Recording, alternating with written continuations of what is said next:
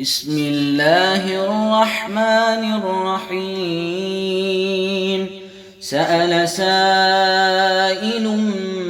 بعذاب واقع للكافرين ليس له دافع من الله ذي المعارج تعرج الملائكة والروح إليه في يوم كان مقداره 50,000 سنة فاصبر صبرا جميلا إنهم يرونه بعيدا ونراه قريبا يوم تكون السماء كالمهل وتكون الجبال كالعهن ولا يسأل حميم حميما يبصرونهم يود المجرم لو يفتدي من عذاب يومئذ ببنيه وصاحبته وأخيه وفصيلته التي تؤويه ومن في الأرض جميعا ثم ينجيه كلا إنها لظى نزاعة للشوى تدعو من أدبر وتولى وجمع فأوعى إن الإنسان خلق هلوعا إذا مسه الشر جزوعا وإذا مسه الخير منوعا إلا المصلين الذين هم على صلاتهم دائمون والذين في أموالهم حق معلوم للسائل والمحروم والذين يصدقون بيوم الدين والذين هم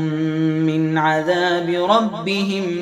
مشفقون إن عذاب ربهم غير مأمون والذين هم لفروجهم حافظون إلا على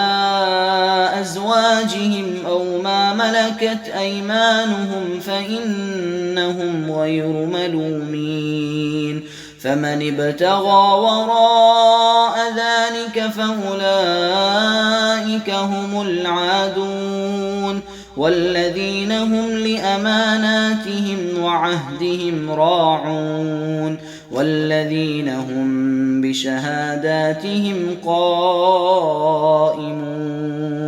والذين هم على صلاتهم يحافظون أولئك في جنات مكرمون فما للذين كفروا قبلك مهطعين عن اليمين وعن الشمال عزين أيطمع كل امرئ منهم أن يدخل جنة نعيم كلا إنا خلقناهم مما يعلمون فلا أقسم برب المشارق والمغارب إنا لقادرون على أن نبدل خيرا منهم وما نحن بمسبوقين فذرهم يخوضوا ويلعبوا حتى يلاقوا يومهم الذي يوعدون يوم يخرجون من الأجداث سراعا كأنهم إلى نصب يوفضون